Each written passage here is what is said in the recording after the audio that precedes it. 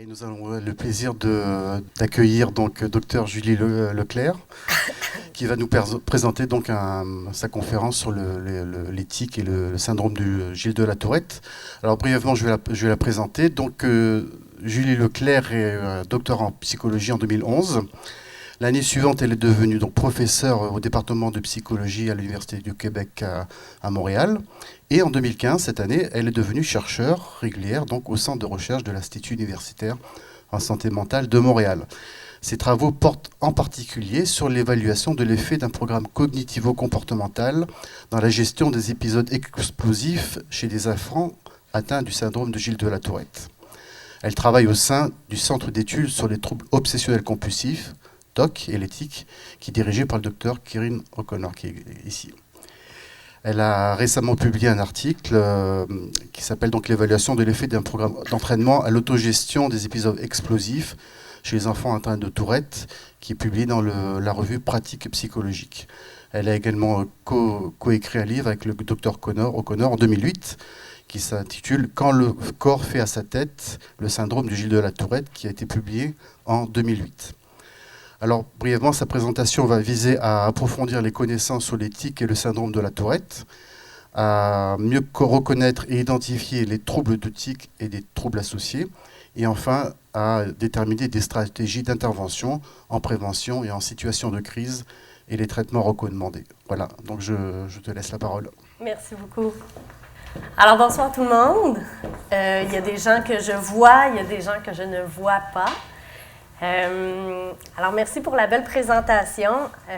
Effectivement, on va avoir 90 minutes ou à peu près pour parler du syndrome Gilles de la Tourette.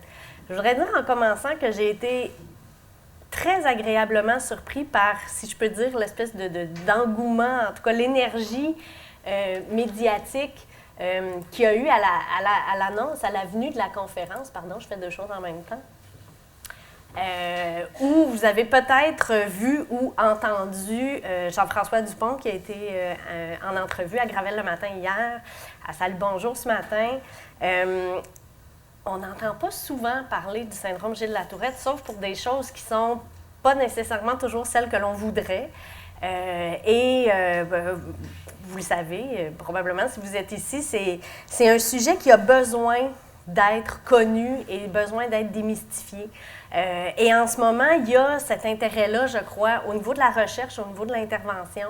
Il y a eu aussi le premier congrès mondial sur le syndrome de Tourette qui, dans le fond, a regroupé l'Association américaine et l'Association européenne et plein d'autres pays se sont se sont greffés, si je peux dire, à ce congrès-là qui a eu lieu en juin à Londres. Et déjà d'avoir à peu près tous les chercheurs, tous les gens qui travaillent auprès et pour cette clientèle-là, parce qu'il y avait de la recherche, mais il y avait aussi des associations qui travaillent pour les gens qui ont le syndrome. C'était assez spécial. Puis le plus drôle, c'est que des fois, il faut aller loin comme ça pour rencontrer des gens qui travaillent tout à côté. On est peu de gens qui travaillent sur ou pour le syndrome Gilles de la Tourette, les personnes qui ont le syndrome Gilles de la Tourette. Et je pense qu'on devrait favoriser vraiment une meilleure communication, une meilleure collaboration, que ce soit l'Association québécoise du syndrome de Tourette, la Fondation canadienne du syndrome de Tourette, le centre de recherche ici, le centre d'études pour le trouble obsessionnel compulsif et l'éthique. Il y a déjà de la communication, mais renforcer ces liens-là pour aller sur tous les paliers, pour faire connaître davantage le Tourette et pour le connaître davantage aussi, ce fameux syndrome-là. Alors, ce qu'on va faire ce soir, dans le fond, on va parler un petit peu théoriquement. Qu'est-ce que c'est? S'assurer qu'on a le même vocabulaire, qu'on définit le syndrome de la même manière. On va voir quels sont les traitements qui sont préconisés, que l'on recommande, et on va voir une bonne partie sur les stratégies d'intervention. On vous demande de poser les questions seulement qu'à la fin, parce que justement, il y a une partie des gens, entre autres, qui sont via le web, et donc pour faciliter un peu la gestion du temps, la gestion des questions. Fait que si vous avez des questions pendant que je parle, notez-les, et puis à la fin, ne soyez pas gênés à venir les poser. Pour que j'ai une petite idée, c'est une conférence grand public qui est gratuite. À main levée rapidement, qui sont des personnes atteintes eux-mêmes du syndrome Gilles de la Tourette? Qui sont des parents ou de la famille de personnes atteintes? D'accord. Des intervenants? D'accord. Des chercheurs? D'accord. OK, phew. D'accord. OK. Donc, pas mal parents, intervenants, excellent. Je vais essayer de faire plaisir à tout le monde dans 90 minutes. C'est un maudit de beau défi. Puis les gens sur le web, bien, je ne le sais pas, mais j'imagine que la proportion est à peu près la même. Donc, la définition du syndrome, dans le DSM-5, qui est le plus récent, c'est en 2013, le syndrome Gilles de la Tourette a changé de catégorie.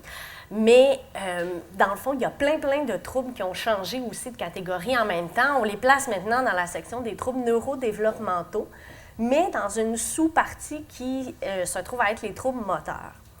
Ce qui est important, par contre, et que souvent on ne sait pas, c'est qu'il y a la famille, si on peut dire, des troubles tiques. Le syndrome Gilles de la Tourette est un de ces diagnostics-là. Il y a aussi des tics transitoires que l'on voit très peu passer dans, par exemple, les évaluations diagnostiques, dans les dossiers, tout ça. Pourtant, il y a 10 à 20 des enfants qui peuvent manifester des tics, disons, avant l'âge de 10 ans environ, et que ça n'évoluera pas, que ça ne se transformera pas nécessairement en syndrome Gilles de la Tourette. Il y a aussi les tics chroniques que l'on voit passer plus souvent, ce diagnostic-là, chez les adultes. Pour les personnes qui ont un trouble tic chronique, c'est la présence de tics ou moteurs ou sonores, on va voir la définition dans quelques minutes, pendant plus d'1 an. La définition des troubles tics transitoires, c'est qu'il faut que ça dure moins qu'1 an. Ça peut être des tics moteurs ou des tics sonores. Puis le syndrome Gilles de la Tourette, bien, c'est la combinaison. Certains vont le voir comme sur un continuum, ce serait le trouble le plus sévère, mais on va le définir en termes plus catégoriels, plus concrets. C'est il faut que la personne manifeste plusieurs tics moteurs et au moins un tic sonore au cours de l'évolution du syndrome. Donc, ce n'est pas nécessairement tout en même temps, mais il faut qu'on puisse observer, identifier plusieurs tics moteurs et au moins un tic sonore. Il faut que ça dure plus d'1 an. Il faut que les tics se soient manifestés avant l'âge de 18 ans. Ça ne veut pas dire que nécessairement l'évaluation diagnostique doit avoir eu lieu avant l'âge de 18 ans. Parfois, quand des enfants se font évaluer, les parents peuvent être évalués aussi puis réaliser qu'ils ont aussi ce diagnostic-là. Par contre, c'est dans les diagnostics différentiels. S'il y a eu un événement quelconque et que la personne, à l'âge, je ne sais pas, de 32 ans, commence à manifester des tics, il est possible que ce soit autre chose. C'est-tu moi qui cogne? Des fois, c'est mes cheveux. Et les tics ne doivent pas être causés par l'effet physiologique d'autres choses. Donc, le syndrome Gilles de la Tourette, c'est vraiment ça, les critères diagnostiques. Alors, parfois, j'entends, je vais me devancer, il y a quelques années, une image qui a été créée pour bien identifier le syndrome Gilles de la Tourette et plusieurs troubles associés, plusieurs problématiques qui viennent en même temps. Cette image-là était très forte. Elle parlait beaucoup aux gens. C'était un peu en forme de soleil. Et dans chacune des branches du soleil, il y avait les tics au milieu. Puis dans chacune des branches du soleil, il y avait une problématique associée. Alors, des fois, les gens disent, moi, mon enfant, par exemple, a tout le soleil, mais il n'y a pas de tics. Bien là, il y a comme un problème. Ça ne devrait pas être un syndrome Gilles de la Tourette. Ça se peut que les tics ne soient pas ce qui dérange le plus. Ça se peut que les tics ne soient pas ce qui ressortent le plus dans le comportement. Mais s'il n'y a pas du tout de tics, ça ne devrait pas être un syndrome Gilles de la Tourette. C'est quoi les tics? On les définit comme un mouvement ou une vocalisation qui est récurrente, qui se produit habituellement de manière soudaine, stéréotypée. Par contre, il y a certains tics qui sont très subtils. En ce moment, je pourrais être en train de faire un tic et vous ne le verriez peut-être pas. S'il s'agit de mes orteils qui relèvent de manière répétitive, mettons dans mon soulier, vous ne le verriez pas nécessairement. Il faut faire attention aussi, certaines personnes développent une capacité à camoufler les tics. Donc, il se peut qu'on ne les observe pas nécessairement d'emblée. Le caractère involontaire ou difficile à retenir des tics, on peut se l'imaginer facilement si je vous dis à partir de maintenant, je veux pouvoir personne cligner des yeux. Puis là, je vous regarde, je vous surveille, je veux que personne cligne des yeux pendant au moins 1 minute et demie. Clignez pas des yeux. Non, non, clignez pas des yeux. Juste d'y penser, on fait comme « Ah! » Là, les yeux sont secs, on veut cligner des yeux, c'est difficile de se retenir. On met le focus, l'hyper-attention là-dessus. Ça devient plus difficile de se retenir. Puis, admettons, quand on a le « OK », on fait comme « Ah! Je peux cligner des yeux. » J'exagère un peu, c'est pas juste simple comme ça, mais il y a quelque chose au niveau de l'hypervigilance qui ressemble quand même assez à ce phénomène-là. Les tics, on peut les catégoriser comme étant simples ou complexes, moteurs ou sonores. Certains vont dire vocaux, c'est la même chose. Moi, je préfère l'appellation sonore, le nom sonore, parce que vocal, il n'y a pas nécessairement l'utilisation des cordes vocales quand c'est question de renifler ou d'avoir une respiration saccadée. Les cordes vocales ne sont pas nécessairement utilisées. Mais le fait est que c'est faire du bruit ou faire des gestes, des mouvements. Simple ou complexe, c'est en fonction de l'utilisation de plusieurs muscles ou voire une séquence ou un mouvement qui est assez simple, comme cligner des yeux. Par contre, le clignement des yeux est pas juste, tu sais, c'est quelque chose de fonctionnel. On a besoin de cligner les yeux dans la vie. Alors, pourquoi ça peut devenir un tic? C'est si on cligne des yeux beaucoup trop plus souvent que nécessaire et beaucoup plus fortement que nécessaire. On utilise comme tous les muscles qui sont autour des yeux, qui ne sont pas nécessairement nécessaires au clignement des yeux en général. Alors, vous avez plusieurs exemples. Le seul sur lequel je veux porter votre attention, c'est la coprolalie. Vous le connaissez, ce stéréotype-là. Avant, encore parfois, tout le monde à qui on parlait du syndrome Gilles de la Tourette disait « Ah oui, c'est les gens qui sacrent ou qui disent des mauvais mots. » Bon, c'est très rare. Maintenant, il faut faire attention. Dernièrement, j'entends « c'est pas vrai, ça n'existe pas ». Non, la réalité se trouve à quelque part entre les deux. C'est très rare. Je pense que c'est entre 5 et 8 % des personnes qui ont le Tourette qui vont faire ce comportement-là. Et on le reconnaît parce qu'il s'exprime différemment selon la culture. Alors, ce qui est tabou ou interdit dans certaines cultures va devenir le tic de coprolalie. Donc, chez nous, c'est sacré et autres mauvais mots. La raison de ça, on ne la comprend pas bien, ni au niveau comportemental, ni au niveau neurologique, mais il y a vraiment quelque chose, un manque de frein, un manque de filtre à retenir des choses qu'il ne faut pas faire, des choses qui sont interdites. Comme quand je vous ai dit « clignez pas des yeux ». Il ne faut pas que je le fasse. Eh boy, c'est 3 fois plus dur parce que la personne vient de me dire qu'il ne faut surtout pas que je le fasse.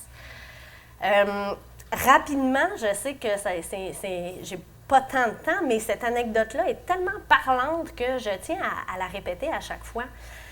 J'étais, il y a plusieurs années, dans un congrès où il y assiste plusieurs personnes qui sont atteintes du syndrome Gilles de la Tourette, puis j'avais une couette, une queue de cheval. Et la personne derrière moi, je l'entends marmonner, c'est un adulte, comme à peu près tous les hommes qui sont assis dans la salle en ce moment, pareil. Je l'entends marmonner, et à un moment donné, tiou, il fait tourner ma couette en disant tiou en même temps. Là, je sursaute, je me retourne, il dit « Oh, I'm sorry », c'est un anglophone. Il n'y a pas de problème, je comprends, je travaille avec les Tourettes, je connais ça. On est dans un congrès de Tourettes, il n'y a pas de problème, ça va. Mais là, puis là, je le sens mal à l'aise. Il marmonne. Ah, non, il parle à ça. Passe peut-être 5, 10 minutes. Là, je l'entends être pas bien en arrière, marmonner. Tout! Retourne la couette. c'est correct, c'est beau. Là, je finis la conférence à côté sur mon genou, en avant. Mais la collègue avec qui je suis me dit « Défais donc ta couette. » Je me dis « Non, mauvaise idée aujourd'hui. » Et là, ça reste comme ça. Et là, la conférence se termine. C'est le docteur Yves Dion qui présente en avant, pour ceux qui le connaissent. Et là, tu sais, on le sent quand on approche de la fin de la conférence. Ça se sent, ça se conclut tranquille. Et là, le monsieur derrière moi, je le sens lutter vraiment contre quelque chose. Il n'est pas bien. « I shouldn't do it. » Et puis là, je vous jure que je n'exagère pas. Le monsieur derrière moi a pris ma couette et il a tiré très fort en disant « Ding, ding, ding, ding, ding! » Là, moi, j'ai compris quelque chose. Ça y donnait absolument rien au monsieur de faire ça, sauf avoir l'air ridicule. Tourette, exactement. Il n'y avait aucun gain, il n'y avait aucune manipulation, il n'y avait rien à gagner. Donc, quand on travaille avec des jeunes qui ont le Tourette, qu'on fait comme, c'est clair qu'il fait ça parce qu'il me cherche, il pourrait se retenir, des fois il est capable de se retenir, bien vous penserez à ma couette. Puis je vous jure que c'est vrai. Alors, il faut faire attention. Il y a des jeunes, un jeune, Tourette ou pas Tourette, c'est un jeune. Ça se peut qu'il a des fois envie de jouer avec certaines choses, de manipuler, j'aime vraiment pas le terme, mais comme n'importe quel autre jeune, pas plus, pas moins. Aucun gain à tirer sur la couette de la personne en avant. Le syndrome touche 3 à 8 enfants sur 1000. Ça, c'est les chiffres de l'association, l'APA, l'association de psychiatrie, merci, américaine, j'avais un blocage. Sauf que ce que l'on sait, par plusieurs études épidémiologiques, c'est que ce serait probablement plus que ça. Ça dépend aussi si on prend les gens qui ont le syndrome de la Tourette ou l'ensemble des troubles tics, mais il reste que ce serait probablement plus que ça. Le diagnostic est 2 à 4 fois plus fréquent chez les garçons que chez les filles. L'évolution des symptômes, maintenant, le diagnostic est donné en moyenne à 6 ou 7 ans, selon les chiffres, en moyenne. Souvent, rétroactivement, on peut se rappeler que la personne manifestait l'enfant, le bébé manifestait des tics plus jeunes, mais au niveau développemental aussi, des fois, il faut attendre certains éléments avant de pouvoir s'assurer ou en tout cas faire le diagnostic différentiel, comme quoi il s'agit bien du syndrome chez la Tourette. Souvent, les premiers tics sont dans le haut du corps. Justement, mon fameux clignement des yeux, des mouvements de la bouche. Ensuite, souvent, ça descend un peu dans le corps. La sévérité des tics arrive à une espèce d'apogée vers 11, 12, 13 ans. Oups, ça c'est moi, je suis désolée. Il ne faut pas trop que je bouge. Et est-ce qu'il y a une diminution à l'âge adulte? Est-ce que ça se résorbe les tics à l'âge adulte? Oui? Qui dit oui? Qui dit non? Oui? Ah, ça marmonne, hein? Bien, c'est pas si simple que ça, effectivement.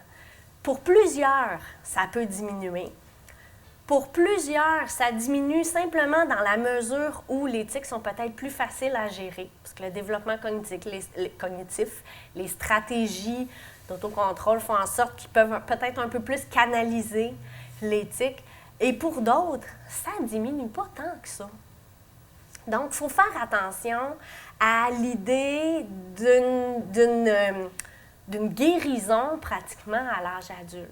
Pour plusieurs, oui, ça peut diminuer en intensité. Il y a plein de choses qu'on ne connaît pas tout à fait quant aux variations hormonales, pré-puberté, pendant la puberté, post-puberté, tout ça. Il y a le développement cognitif, comme je le disais.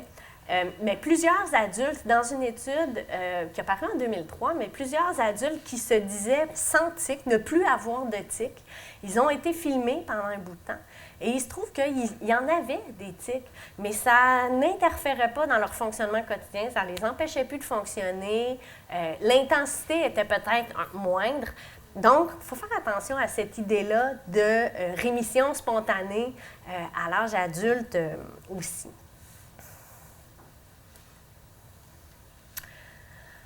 Ce qui rend le syndrome de Tourette parfois compliqué à détecter ou à discerner d'autres choses, c'est que, par définition, la localisation, la fréquence, la complexité, le nombre, la sévérité des tics fluctuent entre les gens, mais chez la même personne aussi au fil du temps. Donc, si on a l'impression de mettre en place une consigne qui est plus ou moins adaptée selon le cas, on va voir tantôt qu'est-ce qui est plus adapté comme consigne, et que le tic persiste, puis qu'à un moment donné, le tic change de place, on peut avoir l'impression que la consigne fonctionne, mais Colin, il voulait quand même avoir le mot juste de dernier mot. Il fait d'autres choses maintenant. Non, ça fait partie de la définition. Même chose dans l'évaluation, tu sais, si on était très rigide à dire j'évalue le clignement des yeux, et puis bon, il y a un prochain rendez-vous quelques semaines plus tard, puis là, ben, le clignement des yeux est disparu. OK, mais est-ce qu'il y a d'autres choses à la place? C'est fort possible que ça se soit déplacé. La variation de fréquence d'intensité dans la même journée ou dans la même semaine, dans le même mois, peut être due aussi à certaines situations qui amènent un état particulier aussi pour la personne. Ça, c'est quelque chose qu'on va revoir tout à l'heure dans l'intervention, qui va être plus exploité dans l'intervention. Mais souvent, c'est de cibler les moments où il y a plus, puis cibler les moments où il y a moins de tics.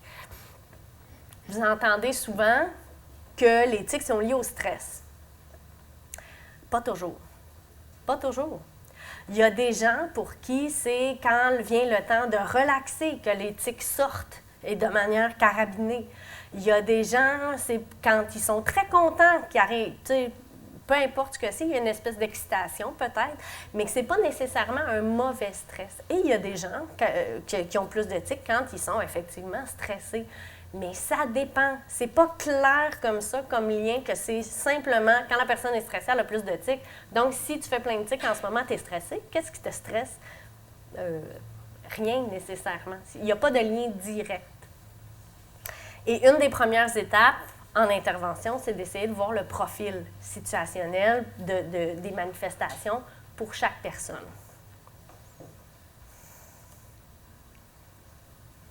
Si on veut procéder à l'évaluation, au dépistage, à l'évaluation, il y a plusieurs intervenants dans la salle. Peut-être qu'il y en a qui ont ce mandat-là. Je ne passe pas énormément de temps dessus, mais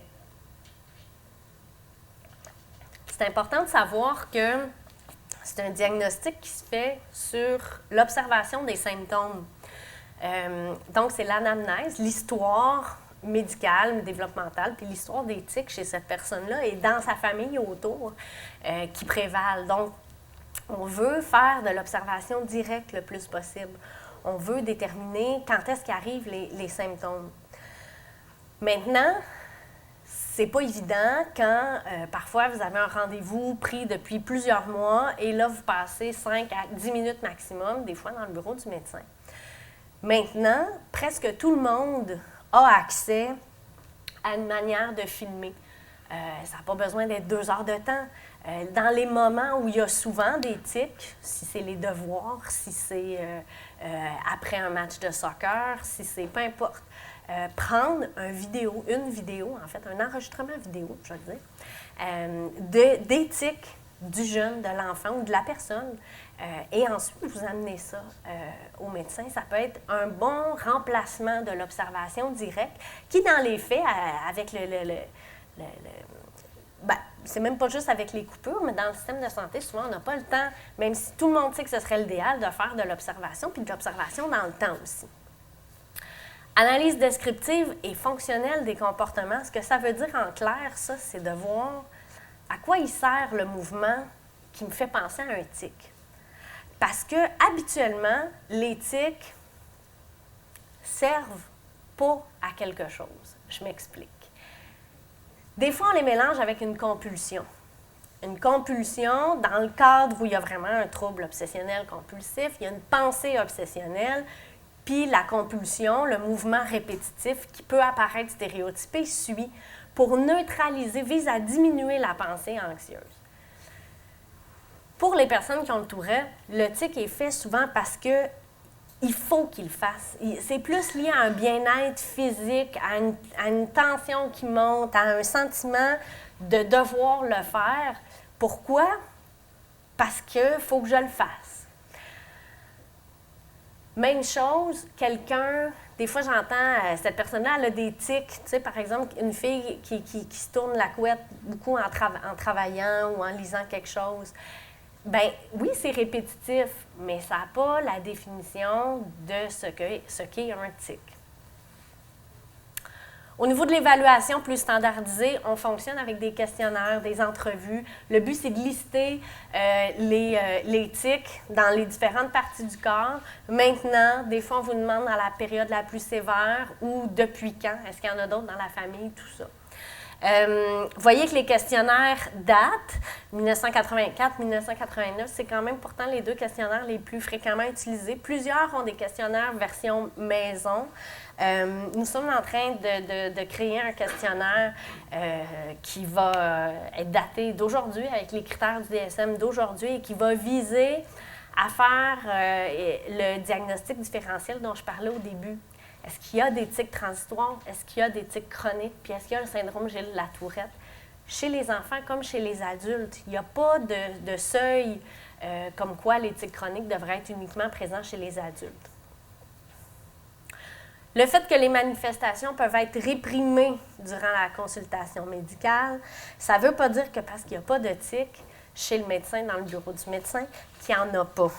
Donc, et encore moins que la personne peut nécessairement les contrôler.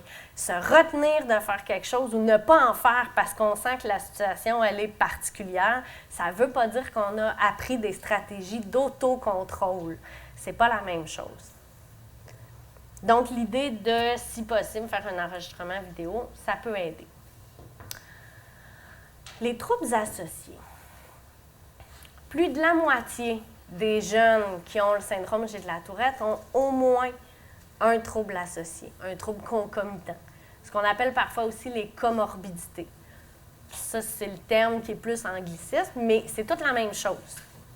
Alors, j'ai mis les acronymes pour que ça soit plus court. Trouble déficitaire de l'attention avec hyperactivité, trouble obsessionnel compulsif, trouble anxieux de l'humeur, difficulté d'apprentissage. Les deux premiers sont les plus fréquents.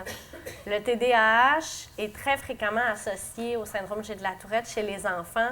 Selon les études, ça peut aller de 25 à 90 % du temps où les deux troubles sont reliés. Tellement qu'on se demande, en fin de compte, s'il s'agit vraiment de deux troubles différents qui sont associés, s'il n'y aurait pas un spectre à peu près du même type de manifestation, ou s'il n'y aurait pas une erreur de diagnostic.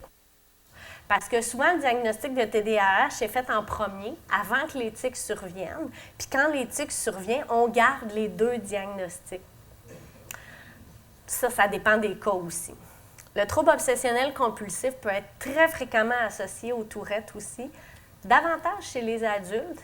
Le TOC, habituellement, se développe vers l'adolescence, mais il y a des enfants qui ont le trouble obsessionnel compulsif et le Tourette aussi associés. Habituellement, il y a un peu plus, ça se développe plus vers l'adolescence et il y a plus d'adultes qui ont les deux troubles, donc le TOC et le Tourette. Et des fois, il y a des gens qui ont les trois et d'autres. Trouble anxieux de l'humeur, ça c'est le principe de l'œuf ou la poule. Il est très difficile de déterminer si le fait de faire des choses qu'on ne contrôle pas, on peut facilement concevoir que ça entraîne un peu d'anxiété.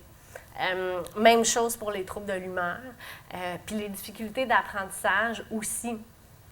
Il y a certains jeunes qui ont réellement, par exemple, une dyslexie d'associé, un déficit au niveau du traitement de l'information lié à la lecture ou à l'écriture.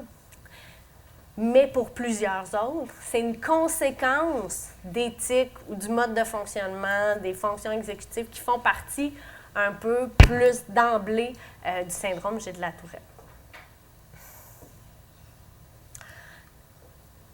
Plus il y a de troubles associés, moins le pronostic en général est bon, c'est-à-dire que plus on a tendance à accumuler des difficultés au niveau de l'isolation sociale, de se faire des amis, de garder les amis, au niveau académique, au niveau de réussir à l'école, au niveau du comportement. Un comportement extériorisé, un comportement de crise, d'opposition, parlons d'opposition dans un premier temps, ça peut être lié à de l'impulsivité, de l'hyperactivité et tout ça, mais ça peut être lié aussi à une grande frustration parce que, Colin, j'ai tiré sa couette de la madame en avant de moi, je reprends mon exemple de tantôt, mais tu sais, quand on échappe quelque chose, quand on fait des choses qu'on n'a pas bien contrôlées, on n'aime pas ça. Souvent, ça nous choque, ça nous irrite, bien, ça leur arrive à peu près à tous les jours. Donc, ça entraîne des situations frustrantes.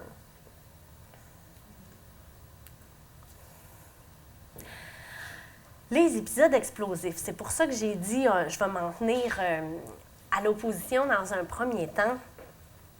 Le taux d'opposition, même on peut parler de troubles oppositionnels avec provocation, même un peu d'agressivité, est autour de 50 % chez les jeunes qui ont le syndrome Gilles de la Tourette. C'est assez fréquent. On va dire qu'ils ne tolèrent pas bien la frustration, les refus. On va dire qu'ils ont un faible seuil de tolérance à la frustration. Pardon. Mais on le distingue quand même des épisodes explosifs, que vous pouvez trouver aussi parfois dans la littérature ou sur Internet sous le nom crise de rage. En anglais, on va parler de rage outburst. Il y a différents thèmes qui se réfèrent à ce type de crise. C'est bien difficile de mettre le seuil à partir de quand c'est un épisode explosif, à partir de quand c'est une crise de colère, comme mon autre enfant ou le voisin fait des crises de colère. Parfois, j'ai déjà entendu. C'est des problématiques cliniques, psychologiques. C'est qu'il n'y a pas de seuil, il n'y a pas de catégorie. Mais, règle générale, on le distingue assez bien quant à l'aspect démesuré qui se produit de manière soudaine et récurrente et qui n'a souvent pas de lien direct. En fait, l'intensité n'est pas proportionnelle à l'élément déclencheur. L'élément déclencheur est la goutte qui fait déborder le vase, mais en fin de compte, le fait qu'il n'y ait plus de petites cuillères propres dans le tiroir, là, ça déclenche une énorme crise, mais c'est pas vraiment juste ça qui a déclenché l'intensité de la crise. La réaction, donc, violente semble disproportionnée quant à l'élément déclencheur, mais qui est néanmoins perçue par l'enfant comme une agression, une provocation du milieu. Si vous avez déjà été témoin d'une de ces crises, habituellement, les gens font comme « oui, on sent qu'il y a une différence dans l'intensité de la crise et dans la décharge pour la personne qui fait la crise de colère, où il y a une perte de contrôle dans la situation. Ça touche, et là, encore là, ça dépend des études, ça dépend des critères qu'ils ont pris, mais ça touche 35 à 70 % des enfants qui ont le syndrome Gilles de la Tourette. Fait que c'est quand même beaucoup. On tombe à 8 % chez les adultes. Encore là, je vous dis, ça dépend des critères. Fait que je pense qu'il faut y aller à quelque part entre le 35 et le 70 %. Ce qu'on sait, par exemple, c'est que c'est associé aux troubles associés. Quand il y a présence de TDAH, de troubles déficitaires de l'attention avec hyperactivité, et présence du TOC, alors là, on a un jeune qui est impulsif, qui agit avant de parler, qui va vite, vite, vite, et dans le même jeune, si je peux dire qu'il y a une rigidité cognitive, une rigidité mentale, les choses doivent être faites de telle manière, sinon on n'est viscéralement pas bien. Bien, juste ça, dans la même personne, ça entraîne des frustrations. Ça diminue pas mal le seuil de tolérance à la frustration. Ça rend les jeunes plus vulnérables à faire des épisodes explosifs.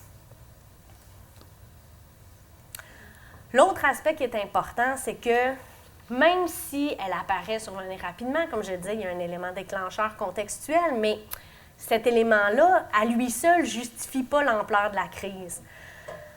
Bien, généralement, c'est parce que c'est la fin d'une séquence de comportement ou de petites frustrations qu'il a pu avoir, ou de pensées dérangeantes. Fait que là, c'est difficile parce qu'on n'a pas nécessairement accès à ça. Et le jeune, aussi parce que c'est un jeune, n'est pas nécessairement conscient de cette séquence-là qu'il y a eu, de cette accumulation-là. Puis c'est pour ça que parfois, juste le fait qu'il n'y ait plus de petites cuillères dans le tiroir, c'est assez pour... Puis toute la crise tourne autour du fait qu'il n'y a plus de petites cuillères. Mais dans le fond, il y a eu passez-moi l'expression, un build-up, une escalade. Il y a eu une séquence qui a mené à ça. Encore une fois, ça peut être lié à certaines prédispositions. Souvent, quand je travaille avec ces jeunes-là, c'est quand est-ce qu'il y a des crises? Ah, tout le temps, n'importe quand, dès que je refuse quelque chose. Puis là, on creuse un peu, on regarde, on fait un petit journal de quand est-ce que ça survient. C'est pas mal tout le temps en fin d'après-midi, début de soirée. C'est normal, il est plus fatigué, surtout une journée d'école, il y a des fois plus de consignes, plus c'est l'heure des devoirs, ta. Mais en même temps, donc ça nous cible des moments où il y a peut-être des aménagements à faire. Une des premières étapes, c'est de se rendre compte de ce patron-là. Pour se rendre compte de ce patron-là, je vous fais ressortir quelques scénarios qui arrivent souvent chez les jeunes qui manifestent des épisodes explosifs. Souvent, la séquence comportementale qui mène à une crise ou la séquence cognitive, c'est que l'enfant peut avoir un scénario dans sa tête. Et là, on se rapproche d'un scénario peut-être proche des obsessions-compulsions. L'exemple que je donne tout le temps est parti d'un exemple réel, puis à chaque fois que je le fais, je vais voir ce soir si c'est vrai. Je vois des parents qui font comme « Ah oui, il y a une situation hyper similaire qui leur est déjà arrivée. » L'exemple, c'est le petit bonhomme s'en va pendant la fin de semaine acheter un crayon au magasin avec ses parents.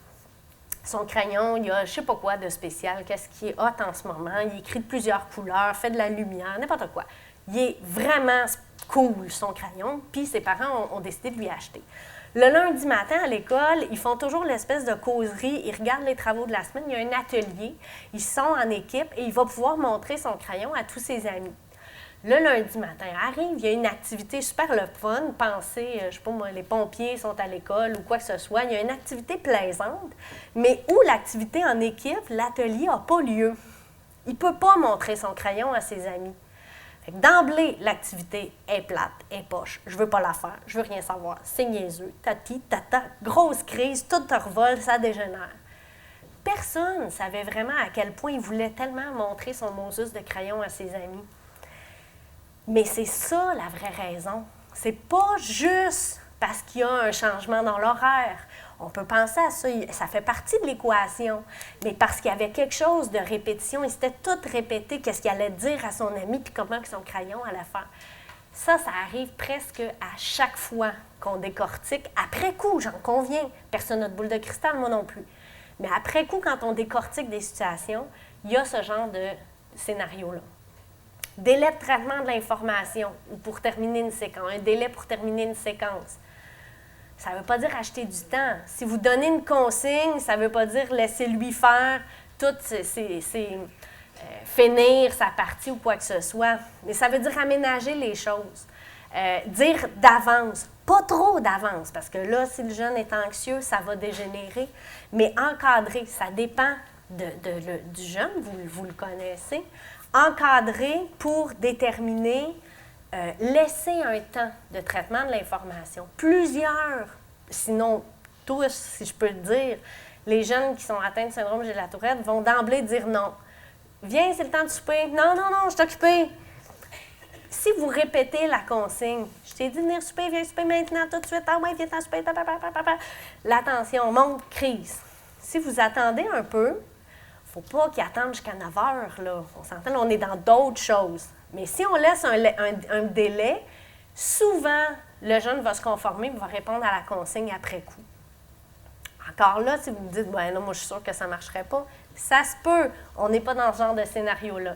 Mais si c'est un problème au niveau du délai de traitement d'information, de terminer une séquence, parce qu'oubliez pas, on est souvent dans une situation où il y a des obsessions, compulsions de mélanger, ça va être correct.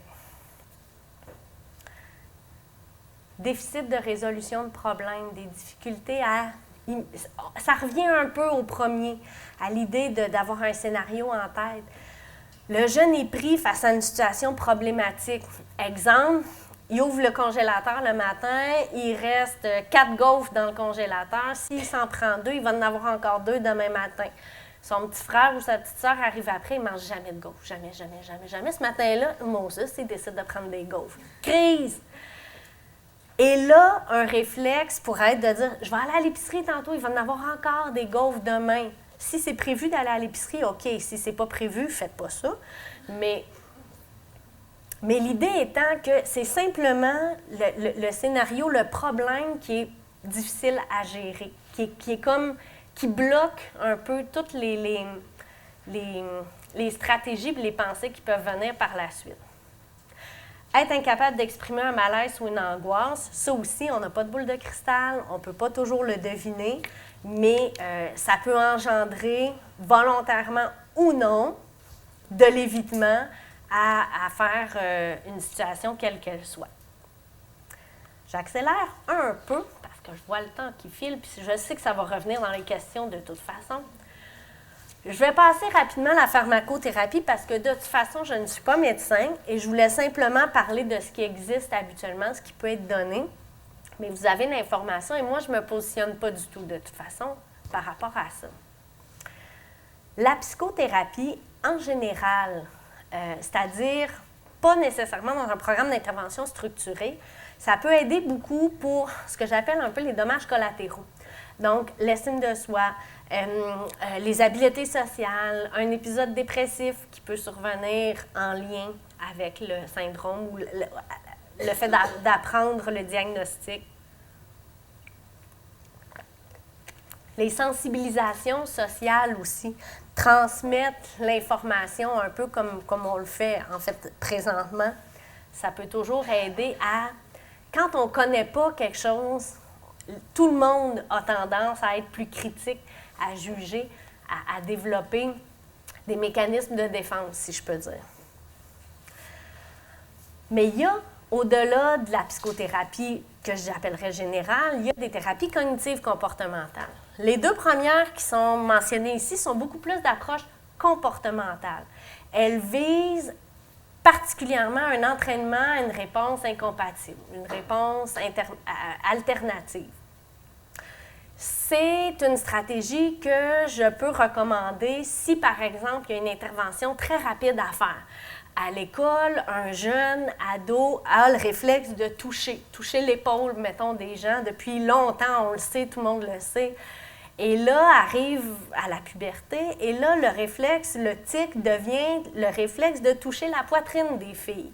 C'est socialement inacceptable, même s'il y a le Tourette, même si quoi que ce soit. Alors là, on peut faire un entraînement plus rapide, à déplacer le tic, à faire autre chose pour diminuer ce comportement-là. Je tourne les coins très rapides sur cette thérapie-là pour dire que, dans le fond, ce qui manque, c'est l'intervention sur l'ensemble des processus, sur la manière de fonctionner des gens qui ont le syndrome de la Tourette. Parce qu'on change le comportement. Ça a du bon, mais il faut recommencer. Il faut recommencer souvent. On n'agit pas sur le fond. Quand on commence à voir le tic comme étant une réponse à un cycle d'augmentation de l'attention puis de l'activation sensorimotrice, là, on se rapproche un peu plus du fond parce qu'on ne fait plus juste voir le mouvement ponctuel. Il y a une première thérapie qui existe qui est l'exposition avec prévention de la réponse, qui est vraiment d'entraîner les gens à prévenir la manifestation du tic par l'habituation à la sensation qui vient juste avant. Je suis très mitigée face à cette intervention-là qui, ceci dit, il paraît qu'il y a des excellents résultats, mais moi, je préconise en tout temps de dire « retenez pas vos tics » parce que si vous les retenez, c'est comme quand je vous ai dit « fermez pas vos yeux, grosse pression ». C'est pas l'intervention que je recommande, mais elle existe. Le modèle d'intervention qui a été créé par Karen O'Connor vise vraiment une restructuration qui est plus globale, qui est plus générale, où on va chercher les déclencheurs situationnels, dans quel moment et pour quelles raisons, autant au niveau des pensées à ce moment-là que de l'état physiologique, il y a plus ou moins de tics. Et on va travailler vraiment sur l'interprétation de cette situation-là, dans la manière globale d'agir des gens, ce qu'on appelle les styles d'action. Vous allez le voir, c'est très théorique, mais je tiens à le mentionner, mais on va le voir dans des exercices pratique. Alors, la thérapie créée par Kieran fonctionne bien au niveau des adultes. Il y a des études qui sont faites. Ça fonctionne super bien. Le bout que moi j'ai fait, c'est de l'adapter pour les enfants. Alors, c'est la thérapie qui s'appelle Face aux tics, qui vise la diminution des tics, et qui suit les mêmes étapes que la thérapie pour les adultes. Ces étapes-là, c'est plus ça dont je veux vous parler, c'est un entraînement à la prise de conscience. Réaliser quand est-ce que les tics sont manifestés, c'est quoi les tics, c'est quoi la séquence des tics, lequel te dérange le plus, pourquoi, on en parle. Souvent, le fait d'en parler, ça les augmente temporairement, mais c'est correct, on crève l'abcès. C'est là, alors on en parle. On fait même, dans la thérapie, on fait même un enregistrement vidéo des situations où il y a beaucoup de tics, puis un enregistrement vidéo des situations où il y a très peu de tics pour voir la différence. Comment sont tes épaules? Comment tu es dans cette situation-là versus dans l'autre situation? Deuxième étape, c'est la discrimination musculaire. L'idée, c'est que souvent, les personnes qui ont des tics, surtout moteurs, mais tous les tics en général, vont pas vraiment facilement graduer le niveau de tension. Ça va être 100% ou 0. Chez les jeunes, souvent, les parents vont me dire « il est hyper, bien énervé, puis après ça, boum, il dort ». Il n'y a comme pas de transition. Ça, c'est pas juste la tension musculaire ou la discrimination musculaire, mais ça se traduit de la même façon. Pour faire quelque chose, les gens vont peser fort, vont agir beaucoup, vont trop utiliser les muscles, dans le fond, pour les besoins réels de la situation. Le but ici, c'est d'apprendre d'une part à réaliser le niveau de tension musculaire et à le contrôler puis à le graduer pour faciliter éventuellement le contrôle des muscles où il y a des tics, pour diminuer le mouvement de tics. On fait de la relaxation musculaire progressive et de la respiration. On regarde, là, on rentre plus dans les exercices de restructuration cognitive, comprendre le lien entre les sensations, l'attention, la suractivité. Je le passe rapidement, mais ça, c'est vraiment le cœur qui existe, le cœur de la thérapie, je vais finir ma phrase, qui n'existe pas dans les interventions qui sont surtout comportementales. Alors, le but, c'est vraiment de restructurer l'ensemble de la situation. On a fait une étude pilote et on vient de terminer une étude. Je n'irai pas dans les grands chiffres, mais ce qui est intéressant, c'est que ça fonctionne. Ça diminue les tics, comme on a vu chez les adultes. Ça les diminue et les jeunes se sentent beaucoup plus outillés aussi pour faire face aux tics. Il y a aussi une intervention qui a été faite pour les épisodes explosifs, sur le même modèle, un peu selon la prémisse où l'augmentation de la tension musculaire qui mène au tic est une augmentation aussi de la tension des éléments qui peuvent être frustrants qui mènent à une crise de colère. Fait qu'on a parlé un peu de tic émotionnel. Est-ce qu'il n'y aurait pas quelque chose dans le cycle qui ressemble à un tic émotionnel? Contenu des séances, je ne le lirai pas celui-là parce que ça se ressemble énormément. La grosse différence, c'est qu'on va faire une séance complète de soutien parental. Comment aménager les consignes, la gestion de la discipline, pas pour laisser passer les crises ou les éviter, non, pour aménager, créer des adaptations pour qu'il n'y en ait pas, mais moins, disons. Mais en maintenant les consignes, c'est ça le défi. Le but, c'est pas de diminuer les consignes, là, ça va être n'importe quoi.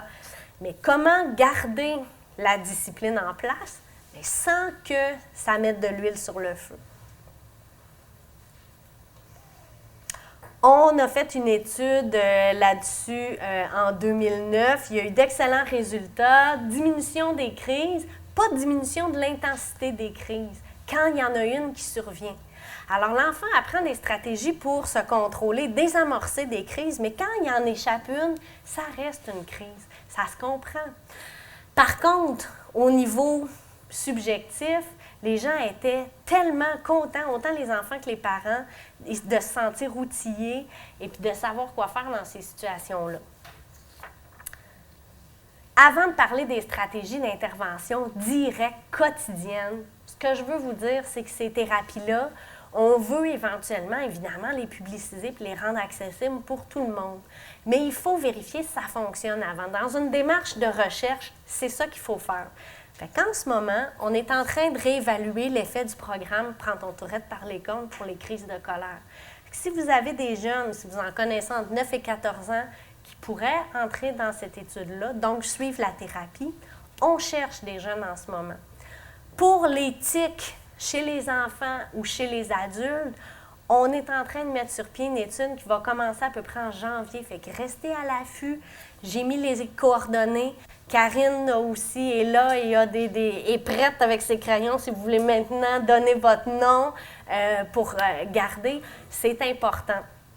Et il y a d'autres choses. J'ai aussi une étudiante qui regarde, c'est ma petite partie pub, mais c'est qu'en même temps, c'est ce qui nous alimente puis ce qui nous permet de trouver comment ça fonctionne bien, qu'est-ce qui fonctionne pour les personnes qui ont le Tourette. Elle a un questionnaire interactif sur le web, aucun déplacement. Pour les jeunes entre 12 et 25 ans, elle pose des questions sur les habitudes de consommation chez les jeunes qui ont le Tourette, entre autres. Alors, restez à l'affût, c'est super important. Maintenant, les stratégies d'intervention. J'ai parlé de l'importance, à mon avis, de l'analyse fonctionnelle. La raison est bien simple. Un comportement de tout faire revoler, de crier, de s'en aller en claquant la porte, par exemple, ça peut être plein d'autres choses, mais tout le monde va s'entendre pour dire qu'ils ont vu quelqu'un te faire tout revoler, claquer la porte, blablabla. Mais pourquoi c'est arrivé? Est-ce que c'est vraiment pour attirer l'attention? Est-ce que ça pouvait être pour communiquer un malaise, par frustration, par peur, par anxiété face à une tâche qui s'en venait ou une autre question? Donc, aller au-delà de la manifestation. La manifestation, c'est souvent la pointe de l'iceberg. Qu'est-ce qu'il y a derrière? Qu'est-ce que ça veut dire? Et je vous dirais que la plupart du temps, chez les jeunes en général, mais particulièrement chez les jeunes qui ont le syndrome chez la Tourette, la pointe de l'iceberg, elle peut nous enligner dans la pas bonne direction. Fait qu'il faut vraiment prendre le temps puis l'exercice mental d'aller voir au-delà. Intervention face aux tics. Ignorer l'éthique, pas la personne. Pardon. Excusez, ça sonne fort pour vous, je suis désolée. Ce que ça veut dire, c'est ignorer le contenu des tics. Si, au besoin, vous pouvez en parler. Un autre exemple fait vécu, il y a plusieurs années, justement, en même temps que Jean-François qui parcourt les médias, on était sur le conseil d'administration de l'association, puis il y avait quelqu'un qui avait des tics importants. Puis souvent, quand on écrivait, il nous donnait un coup de coude à côté. Ça faisait des traits sur notre feuille. C'était ça son tic. Quand je dis ignorer les tics, là, c'est pas faire comme il ne s'est rien passé, j'ai une grande barre sur ma feuille, mais je fais comme si c'était rien passé. C'est pas ça. Si on fait le saut, on peut dire oups, c'est correct, je suis désolée, mais on n'intervient pas sur le contenu du tic. Ce que ça peut vouloir dire aussi, c'est un jeune, par exemple, avec lequel vous travaillez, qui touche les choses, puis tout ça, vous pouvez simplement mettre votre main sur la sienne pour l'apaiser. Tu sais, ça va. Pas faire nécessairement comme si vous ne l'avez pas vu, mais pas intervenir sur le contenu du tic. L'intervention la moins productive que vous pouvez faire, c'est de faire « Arrête de faire ça, ça fait du bruit, ça m'énerve. Arrête, s'il te plaît, de faire ça. » Vous lui demandez de faire quelque chose qu'il aimerait bien, mais qu'il a de la difficulté à faire. Et là, ça fait, comme quand je vous ai demandé d'arrêter de cligner des yeux, ça met le focus là-dessus, ça entraîne plein de choses, autant au niveau d'une tension, d'une hypervigilance, que pour plusieurs jeunes, bien, je vais décevoir, je ne suis pas capable de retenir, puis c'est ça qu'on me demande de faire. Puis en plus, ça entraîne une frustration. Donc, ce n'est pas la meilleure intervention. Fait que quand on dit ignorer le tic, parfois, c'est vrai que ça dérange. Mais rediriger, changer le mouvement pour autre chose, briser la séquence, rediriger, ne pas intervenir sur le tic.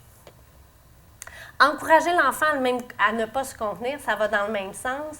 Ça, je le voyais souvent il y a quelques années. Les enfants à l'école, ils se retenaient pour faire des tics, pour ne pas faire de tics. Quand ils arrivaient à la maison, souvent, ils avaient mal à la tête, ils étaient fatigués, ils étaient brûlés, parce que se retenir ou se contenir, c'est pas de l'autocontrôle, c'est de mettre un couvercle sur quelque chose. Fait ils peuvent le faire, mais est-ce que ça veut dire qu'ils se contrôlent? Pas nécessairement. L'énergie mise à retenir les tics, d'abord, c'est une énergie qui est moins disponible pour écouter l'enseignante, pour n'importe quoi, pour retenir l'explication, faire l'exercice ou quoi que ce soit. Mais en plus, ça entraîne souvent donc des difficultés de concentration puis une augmentation de l'attention. Ça, c'est bien évident. D'autres idées pour ne pas ignorer les tics, mais ne pas mettre l'accent là-dessus. Quand je parlais d'amenuiser, j'ai parlé tantôt dans le renversement d'habitude de petits trucs. Là. S'il y en a des jeunes qui ont des tics sonores, souvent dans les écoles, ils vont utiliser, j'oublie toujours le nom de l'objet, c'est dans une compagnie comme FDMT, là, de matériel souvent utilisé par les ergothérapeutes, c'est une espèce de cornet.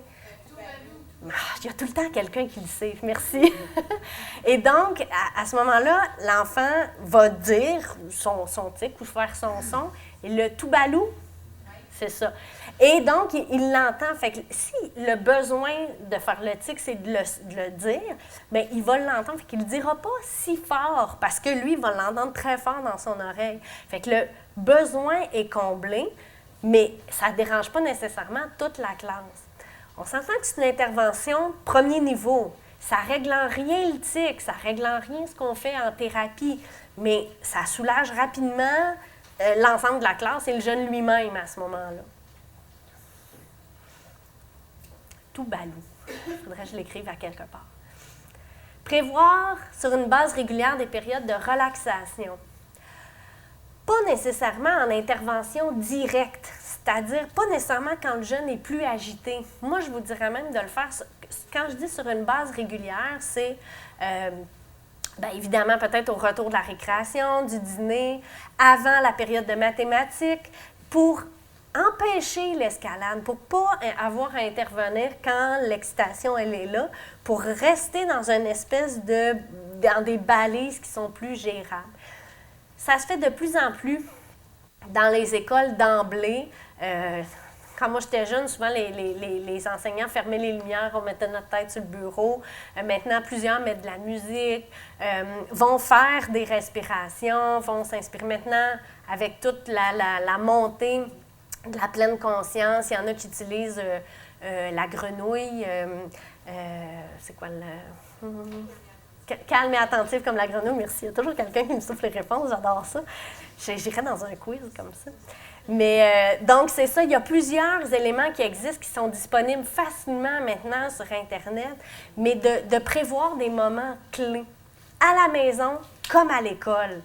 Et la relaxation à la maison, c'est pas juste avant le dodo. Ça peut être avant le dodo, ça peut être au retour de l'école, ça peut être avant de faire les devoirs. Et souvent, ceux qui vont être le plus réfractaires en apparence à faire une période de relaxation, surtout si vous dites on va faire de la relaxation, là, c'est pas très winner, mais si vous le faites, le bénéfice, comme une activité, le bénéfice qu'ils vont en retirer, je vous garantis que pour la plupart, honnêtement, c'est eux souvent qui le redemandent. « Hey, t'as oublié de faire les respirations? » Ah oui, c'est vrai, on va faire nos 5 respirations.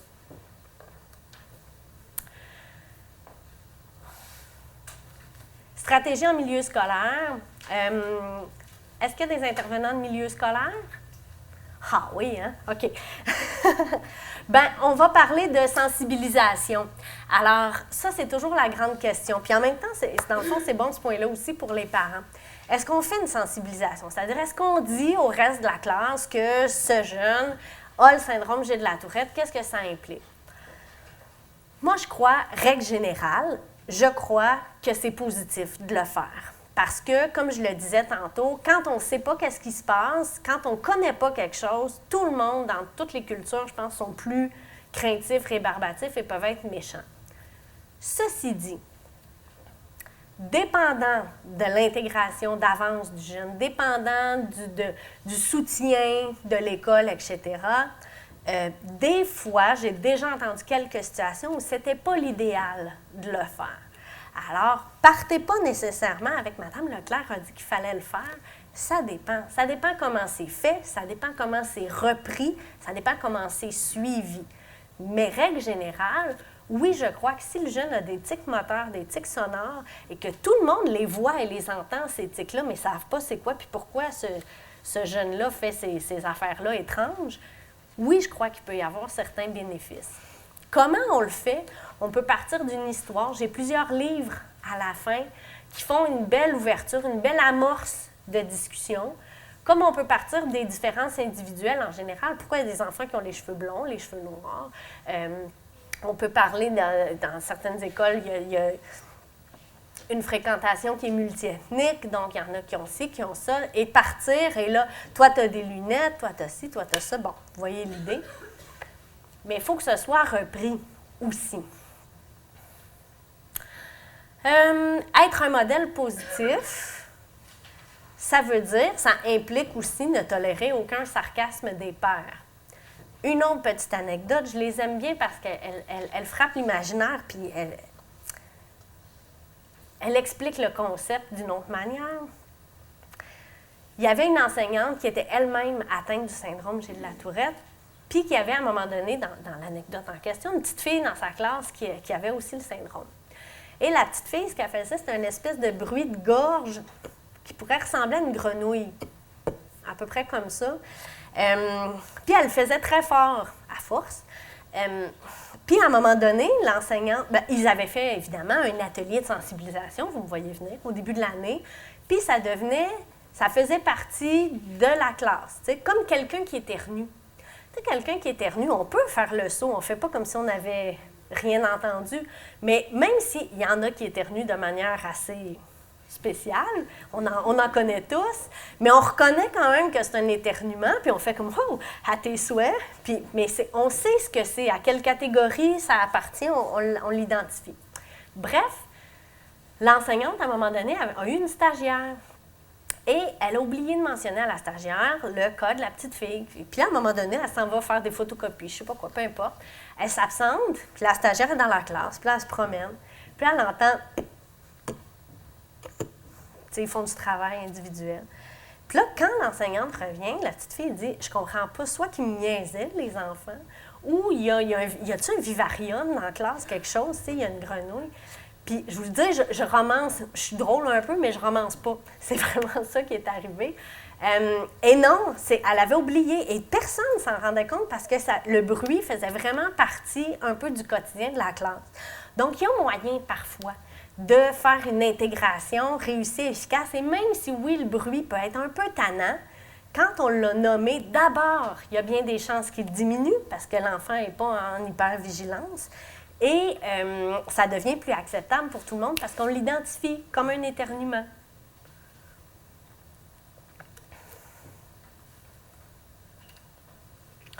Ça, c'est des stratégies un peu plus au niveau pédagogique.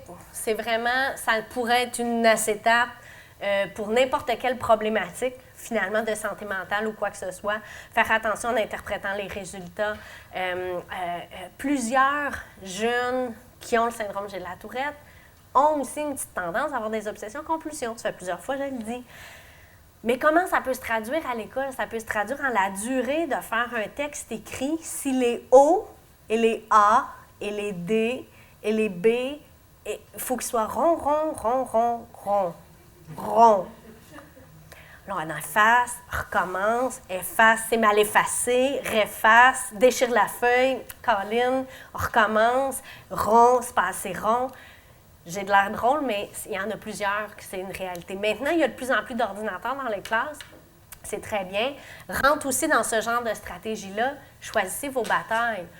Pourquoi cet enfant-là aurait droit à l'ordinateur quand les autres, on veut qu'il écrive à la main? C'est quoi l'objectif de l'intervention en ce moment? Est-ce que c'est d'acquérir et de maîtriser les règles de grammaire, de syntaxe, d'accords, de verbes, quoi que ce soit, ou c'est d'avoir une bonne écriture? Bien, c'est les règles, blablabla. OK. Donc, cet enfant-là peut avoir accès à l'ordinateur, ça ne change rien.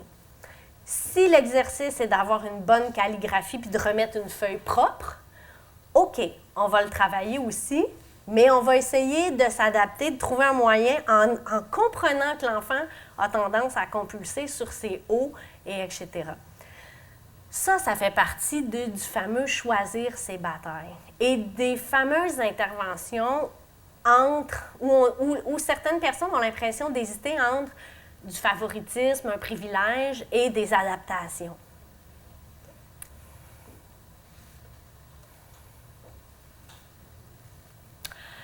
Souvent, je dis prévoir un coin non relié où l'enfant peut se décharger de ses tics.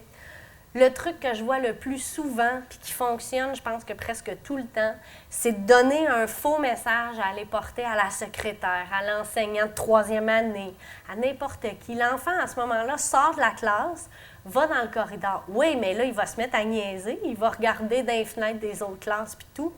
Si c'est clair et nommé que le but de ça, c'est lui permettre de faire ses tics, puis qu'il va pouvoir revenir en classe puis être mieux, il y a 99,9% des chances qu'il ne sabote pas son intervention, sa chance de faire ça. Mais il faut que ce soit nommé, il faut que ce soit prévenu. Et s'il le fait, ben il perd sa chance de faire cette consigne-là. Mais habituellement, il profite assez bien de cette ouverture-là. Il y a des enseignants aussi qui vont faire des codes, un signe, genre j'ai besoin d'aller aux toilettes, j'ai besoin d'aller faire. J'avais une petite fille comme ça, elle s'en allait dans les toilettes, puis là, elle faisait pendant 5 minutes, elle faisait ses tics, puis elle revenait en classe. C'est pas l'idéal, mais si là, temporairement, ça fonctionne bien, puis elle est capable de revenir, puis d'écouter le prochain truc de mathématiques, bien c'est correct pour le moment.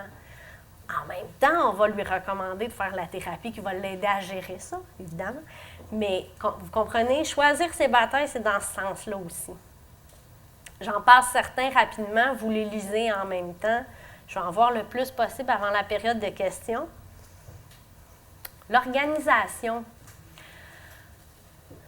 On a souvent l'idée préconçue que, entre autres, les pictogrammes ou les codes de couleurs, c'est pour les enfants autistes.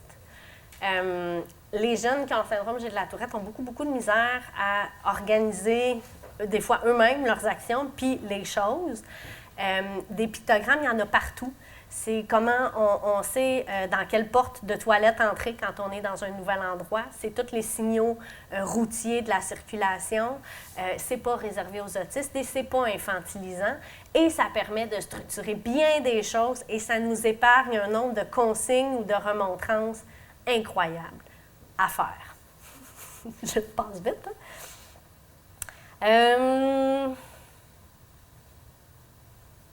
Les interventions face à l'opposition. Face à l'opposition, tout simplement, je ne vous apprendrai pas grand-chose, dans le sens où l'opposition en général, qu'elle vienne d'un jeune qui a le Tourette ou qu'elle vienne d'un autre jeune, on intervient de la même manière. C'est-à-dire, sauf que on peut concevoir qu'un jeune qui est atteint du syndrome Gilles de la Tourette a peut-être un seuil de tolérance à la frustration plus bas. OK. Mais reste que l'idée, c'est d'avoir des limites claires, des règles de vie cohérentes qui sont connues et respectées par tous. Utiliser un langage positif. Tu sais, quand je parlais tantôt dans la thérapie Prends ton Tourette par les cornes, la séance d'entraînement parental, comment utiliser un langage positif et décrire le comportement souhaitable. Positif, c'est pas dans le sens « hop la vie », là, c'est au lieu de « arrête de faire ça », qu'est-ce que vous voulez qu'il fasse? Et c'est de nommer le comportement souhaité.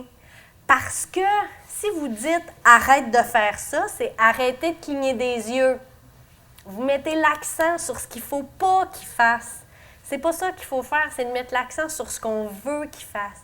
Et ce changement-là dans l'intervention est super difficile à faire au quotidien parce qu'on est entraînés à peu près tous à dire des « arrête de faire ça ». Mais pensez toujours à mon exemple d'arrêter de cligner des yeux. Vous mettez vraiment le focus sur ce qu'il ne faut pas faire. Alors, à la place, viens t'asseoir ici, reste assis pour manger, ou peu importe, vous pouvez imaginer. Et là, il faut faire preuve de vos capacités d'intervention. de créativité aussi. Mais l'idée, c'est vraiment, langage positif, là, c'est dans ce sens-là, de demander le comportement que vous voulez qu'il fasse. L'autre, parlez-en pas, parce que c'est ça qui va retenir. Pas nécessairement volontairement, pas pour vous écœurer, parce que c'est comme arrêter de cligner des yeux.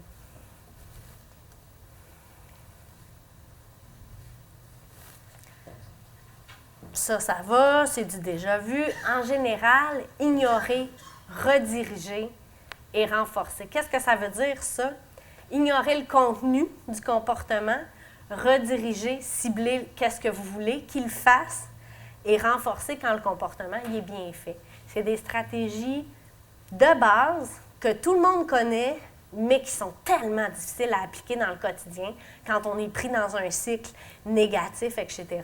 Moi, je vous dirais, ciblez vos attentes. Puis là, dépendant, on va voir avec les questions là, le genre de situation. En même temps, on ne peut pas tomber dans l'intervention super pointue parce que de un, on en a pour la nuit, puis de deux, on a un topo beaucoup trop court d'une situation. Mais règle générale pour l'opposition, ce sont les principales balises à retenir et à viser à appliquer.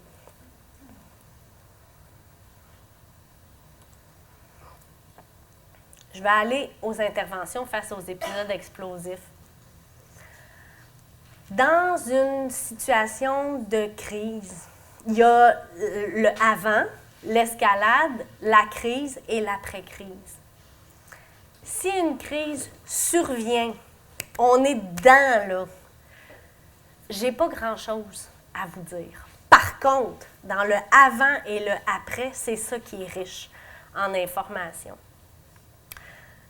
Si ce sujet-là vous interpelle, c'est qu'il y en a déjà eu des crises, fait que vous êtes déjà apte, beaucoup plus que vous pensez, à travailler sur le avant puis le après des prochaines crises.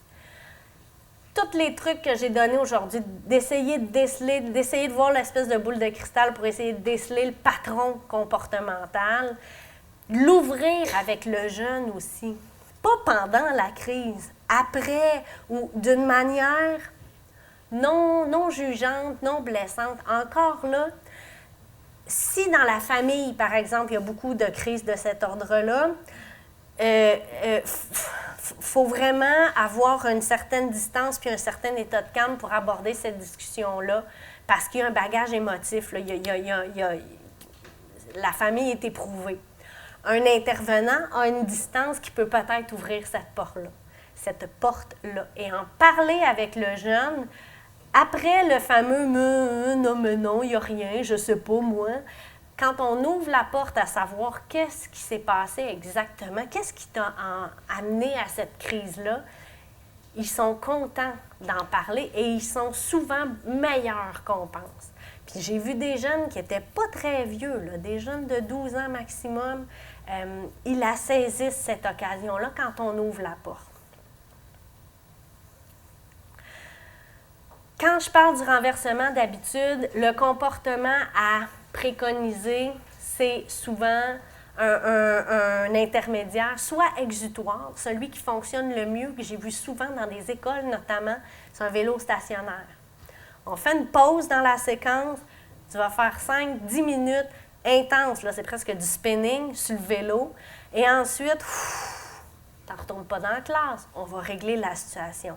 Mais la décharge d'énergie a passé dans l'exercice.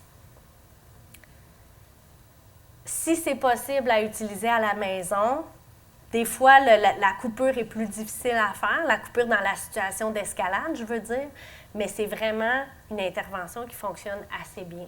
Certains jeunes, ça va être d'aller se calmer, de faire des respirations, mais honnêtement, quand on parle d'épisodes explosifs, j'ai vu plus souvent l'exutoire physique, décharge d'énergie, beaucoup mieux fonctionner que de tenter de faire une relaxation.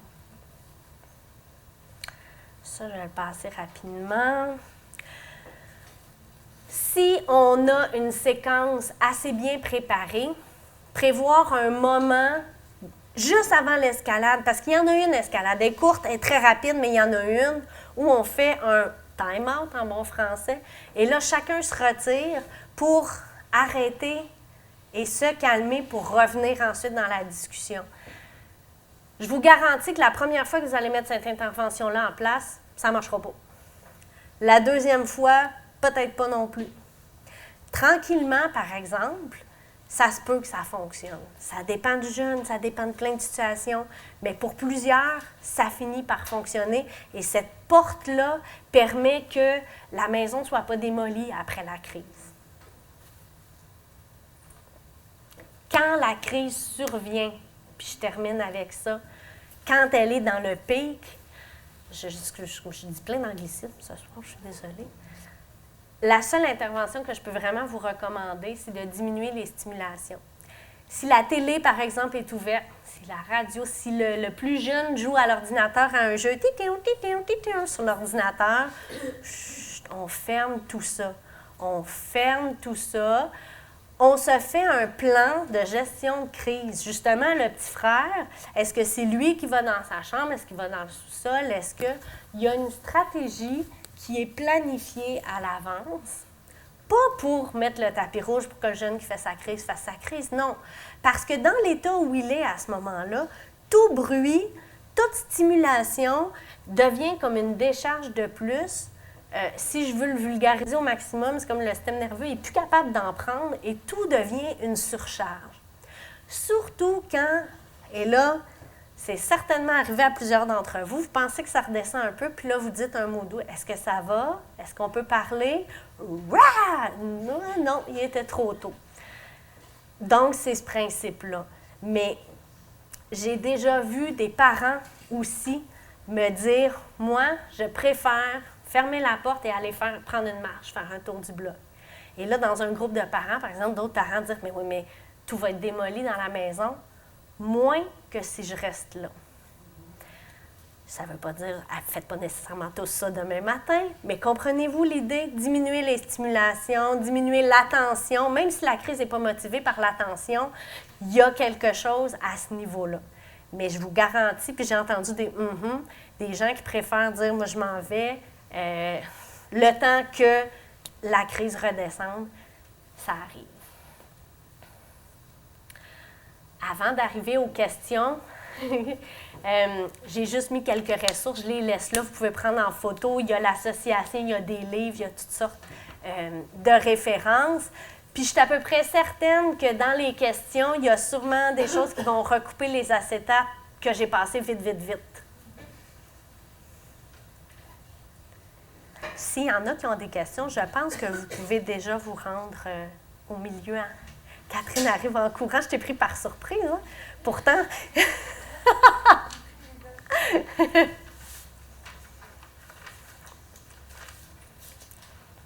Merci beaucoup, Julie. Je pense que ça vaut la peine qu'on l'applaudisse. Hein? Quelle performance, quand même!